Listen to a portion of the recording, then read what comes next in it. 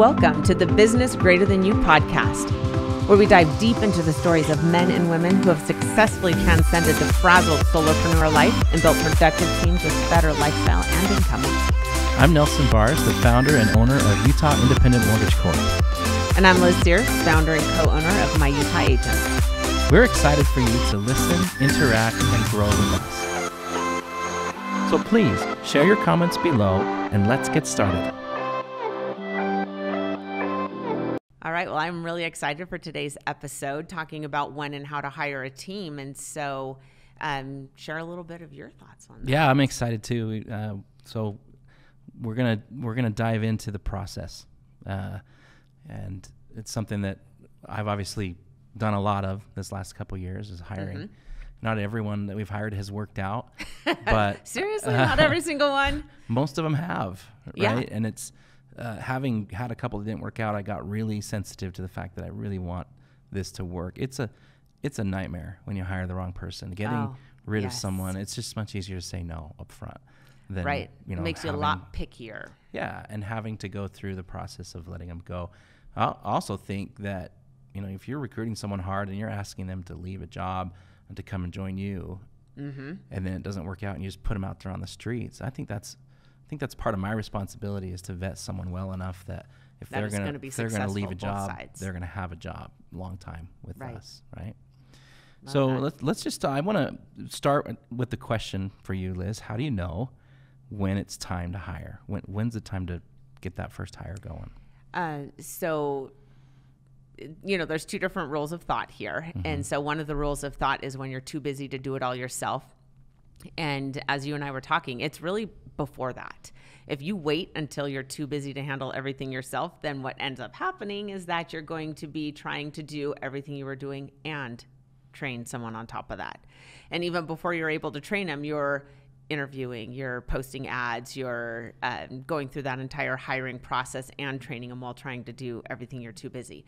So what you want to do is, as you're ramping up and actually... Yeah, if you wait till you need them, it's too late. Yes, you're swamped, exactly. And it takes a lot of time to do this right. Just think about posting a job and getting 100 resumes. Yep. When are you going to have time to read them, right? Exactly. You need to do it before you're swamped. Yes. And honestly, if you want to grow, you have to do it before you grow. You have to it's really hard to hire ahead of growth. You want to wait. Well, I'm going to wait till I have this much volume, until I've done this many deals, or until my pipeline looks like this, and then I'll be ready to hire. Well, what we talked about last time, you may never get there because you don't have the time to be proactive. But also, if you do get there, where are you going to get time to do the hiring process? Exactly. So when you do get ready to hire, who do you hire? What types of employees are there that you've looked at, Nelson? Yeah, I'm excited to talk about this with you because I think you and I have had a very different experience with different types of employees, right? Mm-hmm. I think a lot of times people want to dip their toe in the hiring game with a virtual assistant, or I hear a lot of people say, I'm going to get me an intern. Yeah. Right? I'm going to get me a temp. I think there's a lot of ways to cheap out on hiring, or kind of chicken out, Mm-hmm. And I have tried that. I've tried, and I still do in my business. Oftentimes we'll outsource. I don't have every business function in-house. Our graphic designer isn't an employee of our company. Our website isn't run by an employee of our company. But where I think it's very dangerous to outsource is your mm-hmm. core competence. Okay. Right. So in my world, our core competence is processing mortgage loans. Mm-hmm. That's the piece that I don't want to outsource. I don't want to have somebody else involved in that that's not under my roof, under my control, under my training, and doing it to our culture. So I guess it depends. The answer to that question is, who do you hire? It depends on what the job function is that you're hiring for. Right. And so, one of the routes that I really like to take when deciding who to hire, what type of hire, is come up with the job description. Like, mm-hmm. what will that job description look like? So a process that we take a lot of times is we will say, what is everything that I do during a day? And you just jot it down. Mm-hmm. If it's prospecting, putting out fires, you would actually say what those fires are. With prospecting, what type of prospecting it is, answering emails, things like that. And after you make your entire list of everything that you do during the day, you put a $ next to everything that makes you money. So processing loans would be a big dollar sign, because that can make or break a deal. And then you put a heart next to everything that you love. And so anything that doesn't have a heart and doesn't have a dollar sign, boom, there's your job description. So you kind of pick what you look at everything you're doing, and then you try to identify the pieces you can delegate off and you can hire for, right? Right. And kind of like we mentioned in the last episode, is that there's somebody out there that those tasks that you don't love and that don't make you money is something that they love to do. Yeah. And so hiring somebody for their strengths to complement your strengths is where moves you forward. Well, and I have, we're going to get into it, but before we do, because my process is really designed for hiring a real life, full-time or even part-time employee, right? Who gets payroll from me, who sits in a desk that I provide. And before the hours you say they have to be there. I'm basically hiring a person to come and work for me. But before we dive into that process, you have some experience with other, virtual assistants and things like that I think might be valuable. Do you want to share a little bit about how to go about starting with the VA, how to train them, some of that you've experienced? Perfect. Yes, I would love to. So one of the things with a VA, one of the reasons we've gone this route is because there's a lot of tasks inside of real estate that are very systematic. And the systematic things are oftentimes what's time consuming. And so the way that we found VAs that worked well is we actually put out on Facebook and Instagram, just asking people, who do you know that has had success with VAs? And it took us a couple months before we found a company that had experience with VAs, virtual assistants in the real estate industry. And so then we interviewed the company first, and they said, okay, we've handpicked somebody we think is going to be really good for you. They've had experience with real estate, so they already speak the language, because as you know, real estate is its own language. We used to call it mortgagees, or I don't even remember. We had a different term that we used to. But having somebody that already knows how to speak the language, and then we brought them on a temporary basis. So we interviewed them. And another thing we found is just setting the stage up front. We'll talk about that more in the hiring process. And that has worked really well for us. So we started with one VA, and it worked well. And then we brought on our second one, who outshined the first one. And so that's always how you want it to be, right? You just keep elevating your hires. So you bring them in on a temporary basis, you tell them it's a temporary thing, and you try it out for a while. Right. Yeah. And what's nice about virtual assistants is that, and by the way, it doesn't mean they live in another country. You can actually have VAs that are American citizens. Right. Live in your neighborhood, or married to someone in your office, or there could be a lot of different types. It just means they work remotely. Yeah. And so ours happened to be in the Philippines, and they are amazing. They're really great people. We're excited to go visit them here in the next year or so. We've been talking about it. And then the other type of hire that we do is 1099 contractors. And that's very different, to hold somebody who is technically self-employed to the standards of your business. And that's all about just setting the stage to begin with. Yeah, that can be difficult too. For me, most of what I've done has been the full-time. And I see a lot of value in that. And maybe just a story will illustrate. I went to lunch recently with a friend who's an insurance agent, right? And it just so happened that he had lost everyone from his team that week. Oh, my gosh. And that would be tough. Yeah, and it happened to be, he was working on some projects for me, and it wasn't going well. And he's like, yeah, she just quit, and this was the second person that quit on me this week, and I'm swamped. Oh, right? my gosh. Yeah. And I can think of a few people in my life who tell me that frequently. Constantly, they're in that boat. It's like, oh, I had somebody, they were really valuable to me. Now they're gone, and I'm swamped, right? And I remember asking him a little bit more about it, and he said, well, she left for a job that had benefits, that was full-time, and we're just never going to offer that. We're never going to have benefits. We're not going to have full-time people. And I looked at him, and I said, why? Why would you not do that? I mean, if you want commitment from your employees, don't you need to show commitment to them too? And that's how you show commitment, right? You have to take a little bit of risk, be a little bit serious about having them with you long term. If you're only offering part-time, no benefits, and $12 an hour, $14 an hour, what do you expect? You expect this is a stepping stone, right? Nobody's going to be committed to that job for a long time. Right. And so we've taken the approach. I told him, and I hope you guys will recognize, getting benefits for your people, with the exception of health insurance. There's a lot of other benefits that people value. You know, we had a specialist come in who did all of the package for us, but it was dental, life insurance, vision, disability, long-term and short-term, and even a 401k type of plan. It was a simple IRA. The cost to me as the employer was so low. I mean, maybe $100 a month per employee. That's insane. To be able to say, that is so affordable.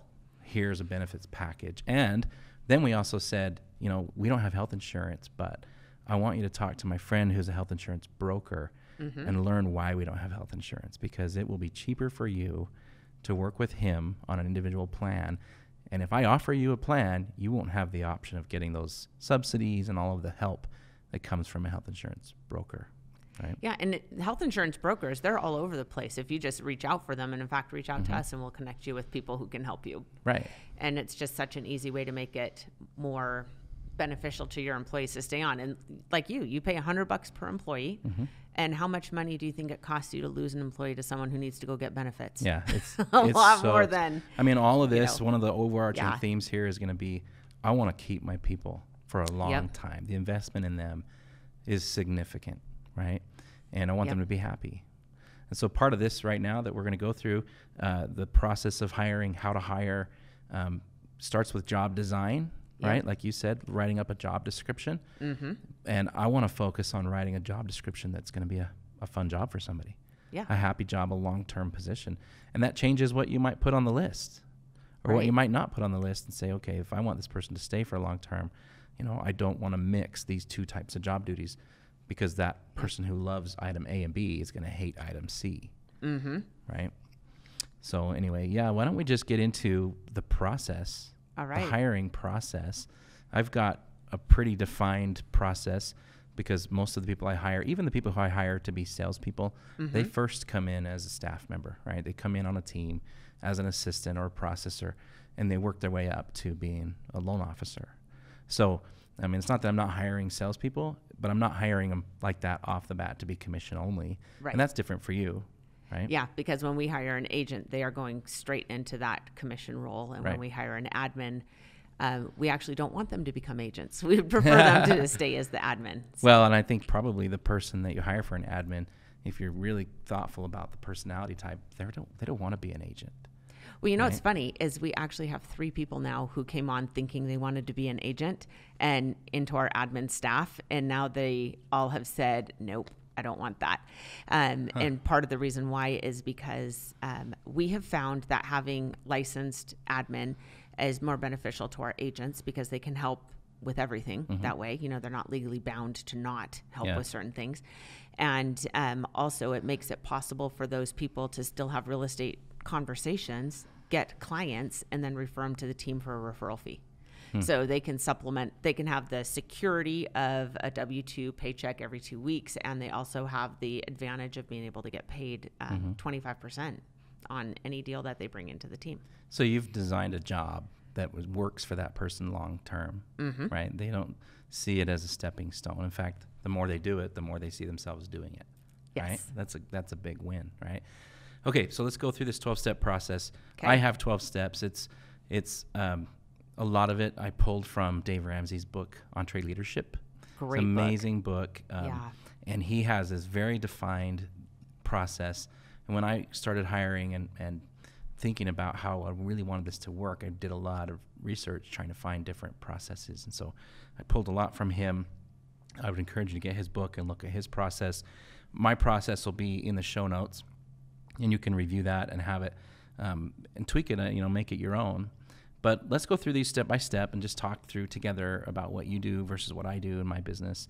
Number 1, I pulled straight from Dave's list, but it's really helped me, and that is to pray. It's kind of important. I think, this is a big decision in not just our life, but in that employee's life. Right. And I have had experiences. I know that there are people out there who are also praying, looking for a new place, a new job, something different for their life. And I can't help but believe that God's going to bring us together, right? Someone like me who's praying for that person, and someone like that person who's praying. And I've had a number of employees tell me that they felt like finding the job with me was a matter of divine intervention. So I always keep that at the top of my list. And if you don't speak that religious language. Even just the law of attraction, that knowing that there is a higher power out there, and that, one of the philosophies that I love, got it from Tony Robbins, is that life doesn't happen to you, life happens for you.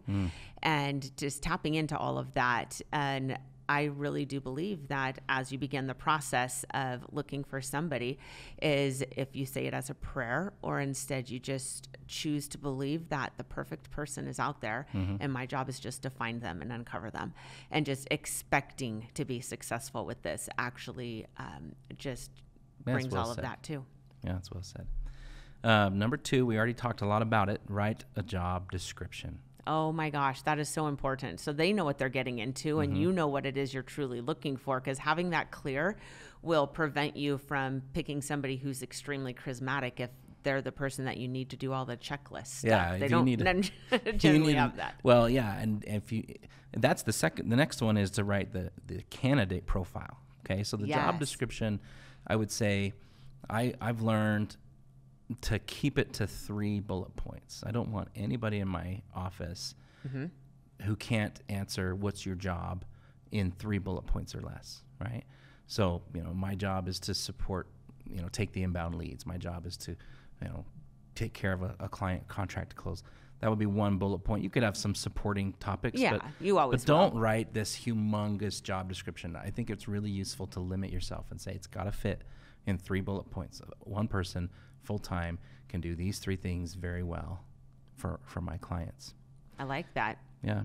And then when we go to the profile and writing up who's going to fit for this job, what kind of person matches this job description that I just wrote. Yeah, because like a director of first impressions, aka front desk, you want them to be charismatic. You want them to be personable. And yet somebody that you have who is making sure that all of the documents are in the file in the order they need to be, and they're not interacting with as many people, maybe being very charismatic is not necessarily. Obviously, it's kind of fun to have people that are fun to work with, but yeah, it's a personality thing. I don't know. I use the DISC profile a lot. We're going to talk about that in a minute. But even before I post a job, we want to know what DISC personality is going to love this job that we just wrote up. Right. They're going to be excited to come and stay for a long time. A friend of mine actually went to Jack Canfield's, one of his elite programs, where I think it was like 10 or 15,000 per person to show up. And she was by far the least successful there, and she was only making around 3, 4, maybe 500,000 a year. One of the people who attended flew in on their own personal private jet for this retreat, and had given a piece of advice to my friend that kind of blew her mind a little bit. And so that piece of advice was, do not have anybody in your organization have to do a job they hate. So if it's a job they hate, it should not be their job. It doesn't mean that they can't be in charge of making sure it gets done. It's just that they should not be the one doing it. And the reason why is because, as you know, if you have a task that you're in charge of doing that you hate to do, your energy goes down. Every time you look at it, your energy goes down. Every time that you have to do it, your efficiency and your motivation and everything goes down. And so you actually have less productive employees when you have people doing tasks that they hate to do. Yeah. And so giving them empowerment to, first of all, knowing who it is you need to hire, hiring the right person for the job. And then even after they get in there, sometimes they don't realize that they hate it until that point, and having a little bit of flexibility there. Being able to move around or change the job description once you get to know each other, I think is important. I think that having that in mind. And it doesn't matter what personality test you use. I just think that's really important. It's important to understand personalities, understand that people are different, and find a way to categorize them and understand, this job is for, in my world with the DISC, this is for a high C. Right. This is a very analytical position. And that's compliance, right? Yeah. They're the detail oriented. They're the ones who like rules and want to follow the rules. And, I know what profile I'm looking for. And this helps. So we're on item 3, write a job profile. This helps if you're going to have other people help you in the process of hiring. Yes, they have a clear. Who are we looking for this job, right? We also, when you're writing up your job profile, talk about the kinds of experiences you are looking for. Otherwise, you might just take the first half-decent candidate that shows up and you haven't thought through if that person fits this job, you just like them. And so you grab them. And that's been, in my case, where it's been a big disaster. Right. You know, one other thing that we do as well when we identify our perfect candidate is we also have not just the job, but the pieces for the culture. And so, you know, like we've mentioned before, the culture of your company is absolutely critical. So one of our big jokes is that you have to be fun or we won't even follow up with you. And it doesn't mean that you have to be like in your face, all of that. But if you look at me like my joke is dumb, I don't want you on there. I tell lots of jokes. I think I'm funny.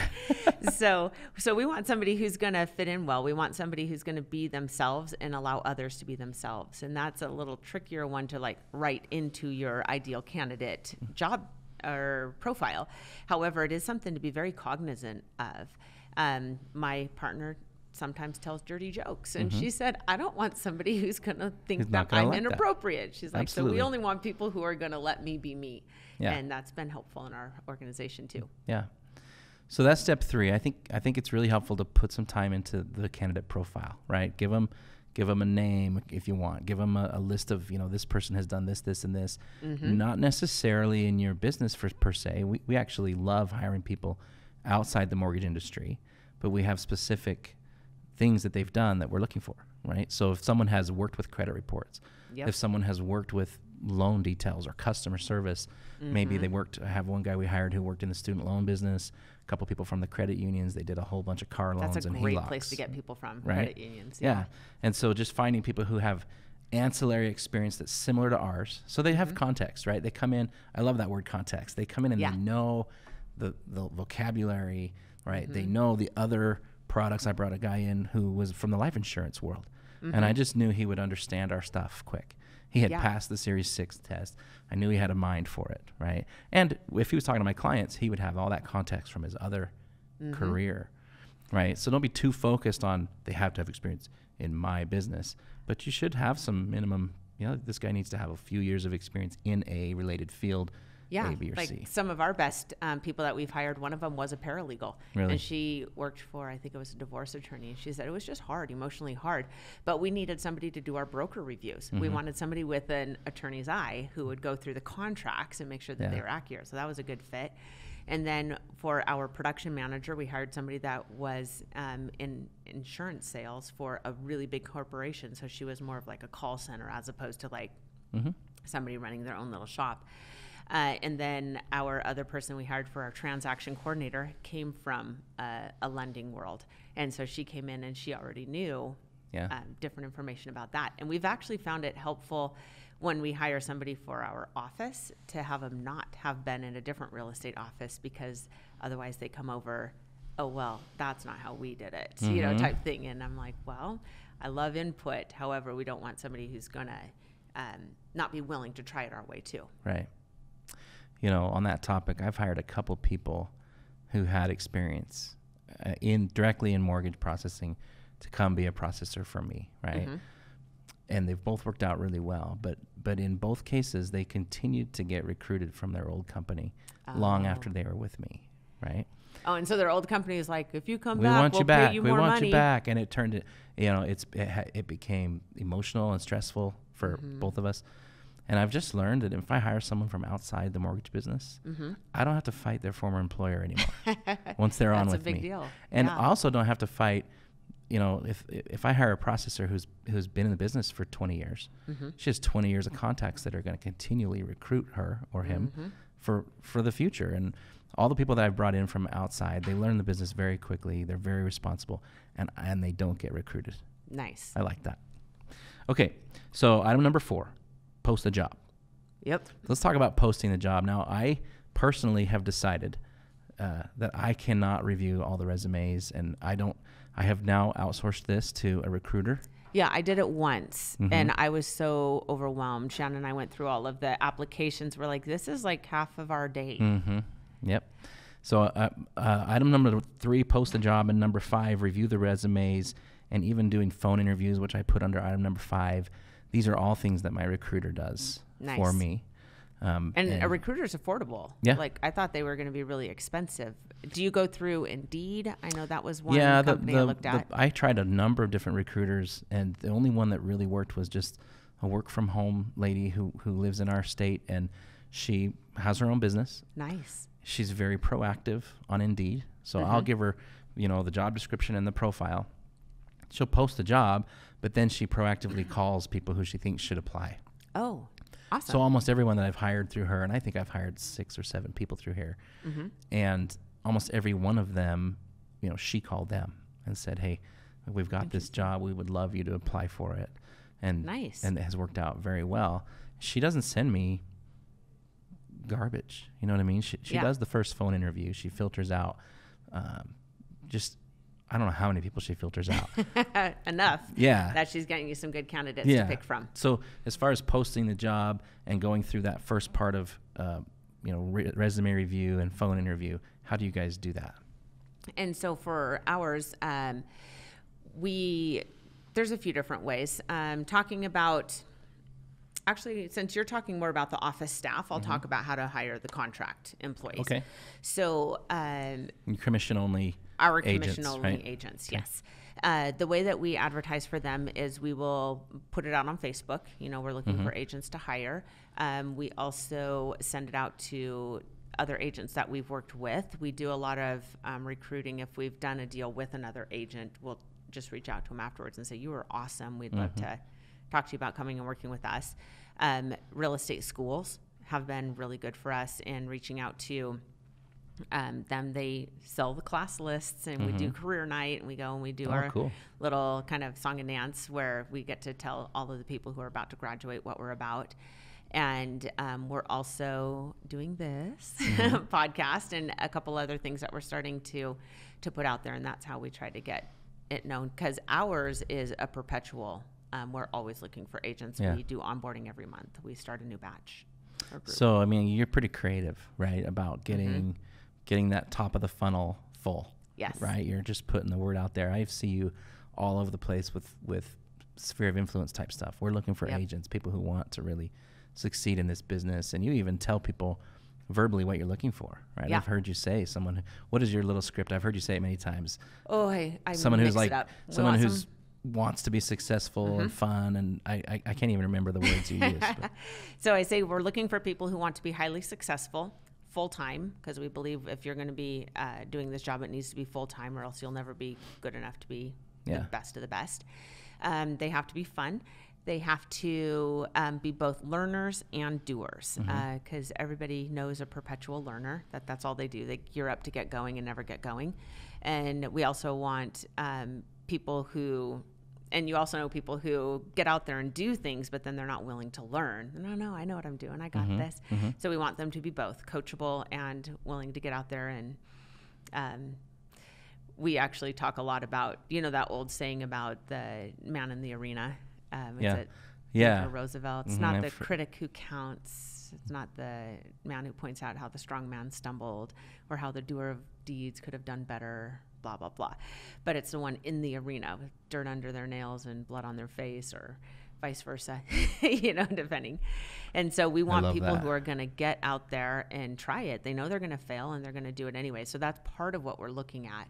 And sometimes, like, if I can sense from somebody that they might not be that way, I'll actually make sure I thoroughly share with them what we're looking for, so they'll maybe even self-select out. Because one of the problems with hiring, as you know, is that you can waste a lot of time on people who aren't a good fit. So the quicker you can get to determining that, the better, which is why having a good job description in your advertising, telling your story, what you're looking for, knowing your culture, being able to present it, makes a big deal. Yeah. Big difference. Yeah, so my recruiter's name is Maggie. She goes through and does all of that for me, and she has a Calendly link, and she schedules the first interview. And recently we've changed this. The first interview comes through our operations manager, Dana, in my office. So she will schedule an interview for them to come in and meet with them. She's great. Yeah, she was one of my first hires, and she's been amazing. So she'll come in. They'll do the in-person interview. That's number 7. I skipped number 6. I want to talk about number 6.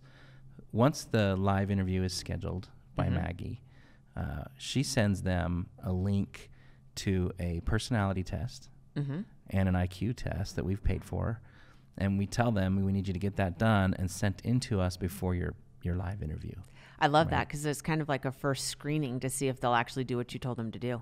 Yeah, and they almost all do. Some of them aren't capable. Some of them can't figure it out, right? They're like, I couldn't get the personality test to print the way you want it, so, here's my score or whatever. It's a big red flag if they're not able to do what the other candidates have all been able to do. Basic technical skills. And by the way, the IQ test is another one I love. I actually absolutely love the IQ test. It really helps me weed people out. And I've had some people who couldn't figure out the IQ test, and I've still hired them. I said, there must have been a glitch with the website, but I love that work out them. for you? Not well. Not well at all, right? Or their score was so low, I honestly thought that the test must have been broken. It's like, we usually look for, someone up in the 120 to 135 range, and we've had some come back like 70. And and they would say like, one guy, I always bring it up in the live interview. I like to talk about it, right? Yeah. And one guy said, I was trying to do it on my break at work, and I didn't get it done. He's in a rush. I didn't get it done by the time my break ended, so I kept having to come back in between customers and finish the IQ test, and that was a big red flag for us. It's just not to take the time to be intelligent enough to do this after hours. Yeah. Get up early and do it or whatever, right? So the assessments is step number 6. Step number 7 is the live interview when they come in and actually meet with us face to face. So that's a little bit different from our process. So when we do it, we do a first interview by Zoom because Zoom, it's a lot easier to just end it than if they're in person in your office. That's true. And in our first interview, we block 30 minutes and we tell them we have 30 minutes and it's just to kind of get to know you. So we want to know what got them to this point in life where they wanted to do real estate. Why is it something that is of interest to them, and what about it do they love? A question we like to ask in that first one is, why do you have to succeed? Because then they're going to share a little bit more of their story with that, and then we send the assessment. So the assessments we send is also the DISC. I love that one. Might do the IQ. I kind of like that concept of finding out how resourceful and smart they are. Just how intelligent, right? Yeah, intelligent. We have in the past, actually up until now, we've just barely talked about changing it, had them do also a communication style test because we want to know what's the best way to communicate with them and how to hear what they're saying, the love language test, and there's one other one. We did the love language test a little bit at work, but we found that it didn't apply to work very much. I know they have different versions that are work related, but it doesn't seem during relevant. The interview process. Yeah, it didn't seem relevant. I think it might be more relevant among your employees later as a culture thing, right? But I like the DISC. I like the personality. We also have had them do a typing test in the past. That was the other one that I was trying to remember, is the typing test. Yeah. Yep. The point of it is twofold. I mean, I want as many data points as possible about a person before I make a decision on them. Right. So IQ test, how much does that cost? It's $15. That's not much. The website is, I think it's just iqtest.com. And now again, we're not doing this. We're not doing this until they've already passed a phone interview with Maggie, right? So Maggie does the phone interview.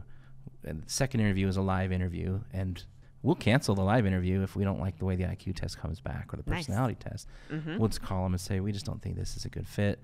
We're going to keep looking for other candidates. It's really important that at every single step, you're purposely determining, do I really want to keep moving forward with this person? And it's interesting because most all of us have been raised to be polite. And as a polite person, if you set up a meeting, you keep the meeting.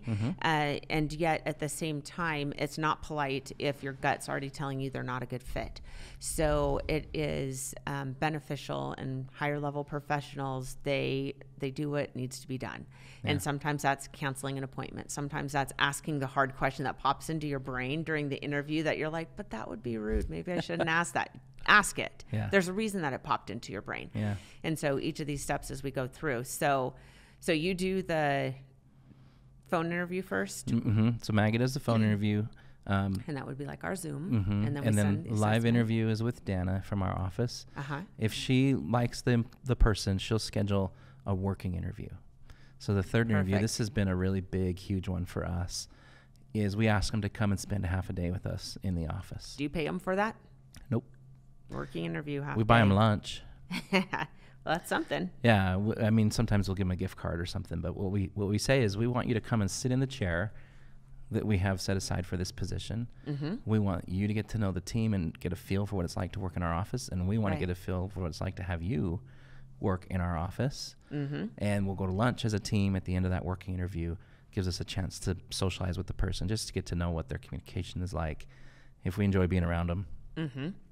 During the working interview, it depends on the position that we're hiring for, but we've come up with a half a day worth of work for each position. Nice. So if it's a processor, we'll give them a dummy file that's missing a lot of key data points, and we'll ask them to proofread and find what's missing, put together a needs list, make a phone call to the front desk, asking, role-playing as if they were the customer, and going through the needs list. We record that call. There's just a lot we do. We make them do a self-assessment of what they like and don't like. So it's just a worksheet they fill out. Rate yourself 1 to 10 on at the end of the half day. Yeah, during the half day. Oh, we'll have them do a writing sample during the half day where we'll say, we want you to write a 1-page article entitled "The Essential Elements of a Satisfying Job." And we're looking for ability to write, grammar. Also looking for what do they think is important in their job. So it's two birds with one stone process there. But it's just awesome. It's so fun to see that. And honestly, there's quite a few times at the end of the working interview where the whole team's like, yeah, no. And think of, like, if you don't have that step in your process, you might, they might look awesome and you hire them, and you're learning this now that you have to go through a firing process. Yes. Yeah. Very different. One of the things that we ask our processors to do is to use the webcam and record little videos for the customers throughout the process. It's very uncomfortable for them, and we ask them to do it in the job interview to see if they're willing, and so they can see if they're willing, right? It's like, I don't want this job. I don't want to be on camera every day in front of my clients. But I think that's important for the level of service we're trying to create. I want to see how they do it, see if they're willing to do it, right? So that working interview is just lots more data points. Yeah. Just tons of information. By the way, I'm really glad we're doing this because I'm taking notes. You have never really walked me through your full 12-step process. Yeah. And I like this. There's different steps you're doing. It's slow. It takes a while, It does, but it takes a lot. I did property management for 10 years, and I had a property owner one time say, Liz, it's been like 3 weeks and you don't have a tenant in there yet. And I said, trust me. You want me to put the right tenant in there, because putting the right tenant in is a lot easier than getting the wrong tenant out. And then we got somebody who was awesome and ended up buying the house from him, which was a win-win. So it really, a term I love is plan ahead for laziness. So that's why I put my leftovers away in single servings you can put straight in the microwave, because if I have to pull out the whole casserole, I'm not going to do it. So every time that you put effort in up front so that later it's easier, in fact, it was funny. I was joking with Brad just the other day. Brad's my husband, by the way, about how planning ahead actually makes it possible to be lazy. And not like we want to be lazy in our business, but we don't want to be wasting time doing something that didn't need to be done. Yeah. So. Yeah. So, I mean, I'm having, how does this relate to I'm just trying to connect the dots. Trying to connect all the stories here. What is this? Is basically when you hire the right person, it makes it so much easier on you in the long run. Yes. And so the way that we do our in-person, by the way, thank you for calling that, because maybe other people are like, why were you saying that? I'm like, wait a minute. Plan ahead, put effort in up ahead. This is the whole concept of why you hire correctly, is it's your upfront effort to make your later easier. Yeah. And so ours, I might add in for them to shadow us actually doing the job. The piece that we have them participate in with the team is that we have them attend team training and team meeting so that they can meet the team and the team can ask them questions. They can ask the team questions. And another step that we have just barely implemented into ours is that when somebody joins our brokerage, they are assigned a mentor. And so we decided that our mentors will get to do one of the steps of the interview process, because we've brought in a couple agents that Shannon and I thought were going to be awesome. And then when we placed them with the mentors, they kind of went from mentor to out the door. The mentors are like, I don't know if I'm the right person for them. I'm not connecting with them. I'm not able to help them grow. And the next person's like, it wasn't you, it was them. And they're really tough because I'm struggling too. So adding in that extra layer so that it's not just me and Shannon who are doing the interviewing. It's also other people who will interact with them. Yeah, and the biggest benefit, I think, for this working interview is they get excited. The right candidate is so excited when they leave our office that day. They just, they want the job really bad. And I want them to want the job. I want them to follow up with me afterward and say, oh my goodness, what a wonderful day that was. Thank you. I still work here very so interested in this job. I didn't want to let the day pass without following up with you. And I'm looking for that when I bring someone in. So if there's an applicant listening to the podcast right now, they're getting some tips on how to get the job, right? Right. But yeah, the lunch is a big one. Just and then what happens after that when they're done, and if I like them and if we're ready and the team likes them and we're ready to make an offer, we make a verbal offer, but we're still not finished with the process yet.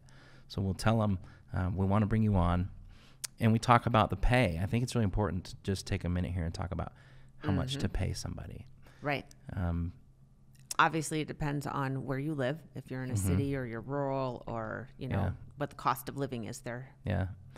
It also depends on what they've been making at their previous job. I am not a fan of asking someone to take a pay cut to come work for me. Right. I want them to feel like this is promotion. This is a big win in their life. I want them to come in full of optimism. So if they're making $18 an hour, I want to be able to offer them 19. Right. Yeah. And I usually will build in a year worth of raises on top of that, so that they know how their pay is going to grow over the first year as they become more and more valuable to me. They get pretty excited about that. If it's the opposite, if it's okay, you're making $18 an hour, but I can only afford to pay you 16, and we'll see where it goes from there. They might come on, they might take the job, but they're going to keep the interview process going with all the other people that they're talking to. Right. You may lose them. You may find that they come in disheartened and they're, okay, I'm willing to put in some time, but are they? Eventually another thing will come up that's better. Yep. You want them to, well, one of the things that we talk about, even with clients, is you can't want it more than them. And same thing for your employees, that you don't want to be wanting them more than they want you. Yeah. And part of it is just setting up, like you said, the pay, the environment, the job description, the success track, everything like that is something that they think, I want in. I want this. Yeah. And I don't think you should hide the hard parts of the job. No. You want them to be, I want them to see all of their duties. Yep. Right? Don't hide the video piece, right? It's like, oh yeah, now that you're hired, I want you to start doing videos. And they're like, wait, what? It really is two people that are trying to fill out this relationship. It's us and them, right? So I want them to see. That's why I want them to come sit in the desk. I remember one of the first jobs I got, I showed up for work and it was a different place than where I had interviewed, and I felt bait and switched. It's like this call center, this little teeny cubicle, nightmare. I almost walked out. I walked in and was like, no, this is where I'm going to work. Yeah. So it's important, I think, to sell them on the right job and get them excited as well as us excited. Right? Yeah. Okay, so that was step 8 was the working interview. Step 9 is the team lunch. I don't know if there's too much more to talk about that. It's just get some people together that they're going to work with, give them an hour together. Let's see how the relationship feels. And then talk about it afterward, right? Number 10 was the verbal offer, where we set the pay. And then a lot of them will say, hey, I want to start right now. I'm ready. Yeah. Right? And I've learned to say, I'm sorry, but we're not ready for you. We need 2 weeks. We need 2 or more to get ready for you. And during those 2 weeks, step 11 for us is we're checking references, we're doing a background check, and we're doing a credit check. The reason why we wait to that point is, I don't want to make them do so much that we turn away applicants at the beginning. At first, I was asking for a credit check way early. But I feel like the right spot is after we've made a verbal offer for a job. It's still not too late to cancel that offer. It's still not too late to say, oh, well, your background check came back, your credit check came back, and we decided not to hire you. But that's really important. Credit, to me, is an indicator of past success. There may be stuff on there that we need to talk about. We need to get the story and understand it. But, but if they're chronically not paying their bills, then they chronically don't keep their word. Because when you take out debt, you promise to pay it. Right. So, or they made a bad decision in their life, or many bad decisions, right? And I don't want to blame people for everything, but there's a reason. Your credit score I deal with credit scores all the time, but Right. the concept of credit score is a numeric value of your risk. Yeah. How risky are you? And it takes into account, all the financial factors in your life leading up to that moment. But I'm looking for bankruptcies, right? I'm looking for foreclosures and just these, and I'll talk to them about the client. I've still hired people who have some of that in their past, but it's another data point, right? I just want a lot of data points before I bring someone on. So that's step number 11, references and background checks. And then number 12 is a written offer and a 2-week start date. And 2 weeks, because we got to get ready. We got to get computers, passwords, equipment. Right? And we're going to talk about, next time we're going to talk about onboarding. And I think we'll start from here, this 2-week offer. Because there's a lot we do before they come on to make it a good experience for them. Yep, Right? makes a big difference.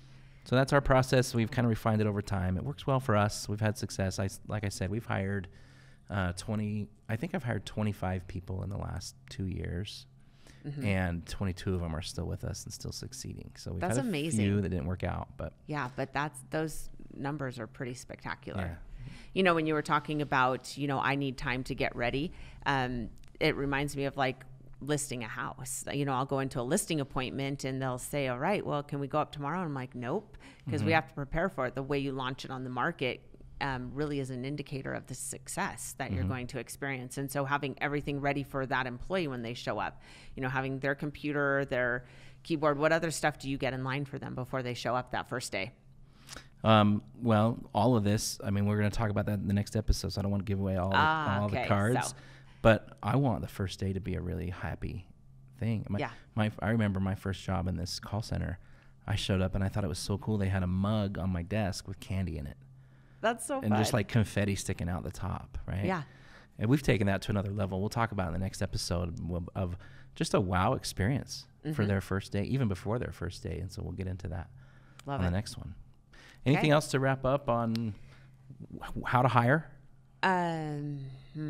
When to hire? How to hire, when to hire, who to hire. My wrapping point is hire sooner than you think. Don't wait. You're never gonna be comfortable. It's always gonna be hard. You gotta do it. It will, especially that first hire.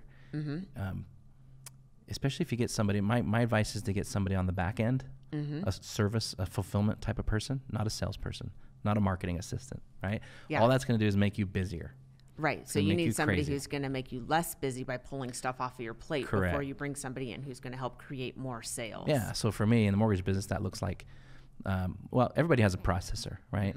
What I hired was a loan officer assistant to manage the processors, to do the loan officer's job after a loan is locked. That's something that a lot of people don't realize as they're deciding who to hire is you have to hire in layers. So you cannot hire, let's say 3 or 4 people that report directly to you and then hire another 3 or 4 people who report directly to you. If you keep having everybody report to you, then you're going to end up bogged down that way as well. So like you just said, instead of hiring more processors, that's when you hire your processor manager or whatever you want to call it. And so that's how we've actually done it with our agents as well. Is at first we were growing our agent count until we got to a point where it made sense. And then I hired an onboarding trainer. And then we built out our mentor program so they could help mentor the new agents so they weren't coming to Shannon and me with all their questions. And we just hired our second onboarding trainer. And then we're building out our next layer that when it comes time to talk about that, I will. But you got to hire in layers. You got to make it so no single person has more than a few people reporting to them. Yeah. And so talk about if you're an agent out there, if you're talking to an agent and they need to hire, it's obvious they need to hire. Yep. What's the first hire? First hire is definitely a personal assistant. And your personal assistant will help you with all of the things that can be time consuming. So sending out mailers, going through your email, like that is a godsend for me as my assistant goes through my email. She unsubscribes from stuff that I don't need to see. If there's something that I need to do, she throws it in my action needed folder. Are you assuming that you already have a transaction coordinator? Oh, yes, I was. So then the first hire is a transaction coordinator. Talk about that. Okay, transaction coordinator is somebody that just basically makes sure all the parties are talking to each other, deadlines are met, and your like pre-structured communications going out. So build, and they can help you build this, by the way. You don't have to build it your own. The best way to do that is just to get your screen recorder. So it's recording your screen and your face, and you just walk them through doing it. And then you say, okay, take that recording and I want you to write up the manual for it. Right. And then I want you to start doing it. I want you to tell me if there was any steps I missed where it's not making sense that we can add in, so that you have the thorough video and the written instruction. And then as you do it, I want you to create a third piece. So every task has like 3 parts to it. And so you have them help you with that. Transaction coordinator, talks to title and a lot of companies provide that kind of person, right? So in my world, there's no mortgage company that doesn't provide a processor option, right? And most real estate brokerages have a built-in transaction coordinator, or there's a list of people you can hire as a transaction coordinator. The point I want to make is that the back end is the first hire.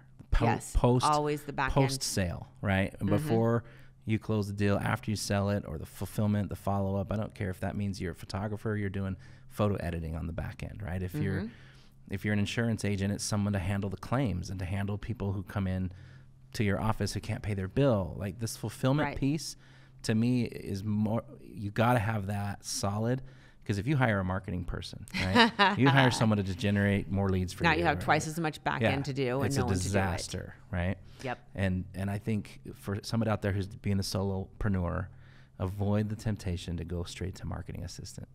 Yeah. Fill up the capacity, double your capacity.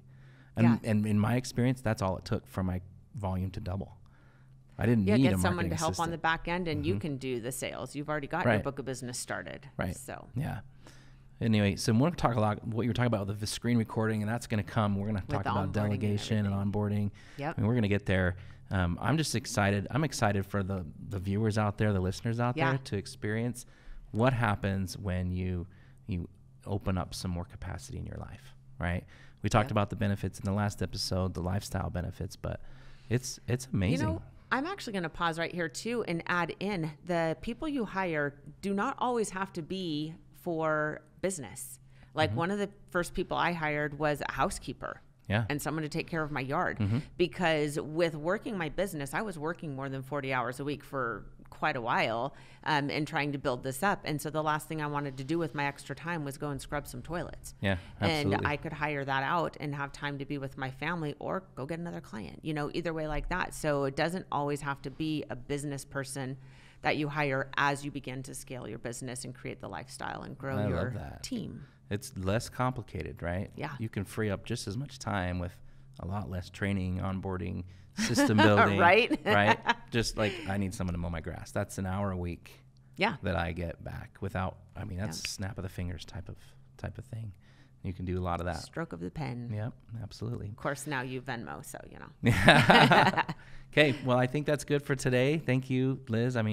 Great advice, and I'm excited to hear the stories from listeners and see what happens when you start growing your team and building a business that's greater than you. Yeah, if you have any stories that align with what we've talked about today, we would love for you to call our hotline and share the stories, and we'll put it on an episode. Okay. Well, thanks for listening. Thanks for watching. We'll see you on the next episode. Thanks, guys.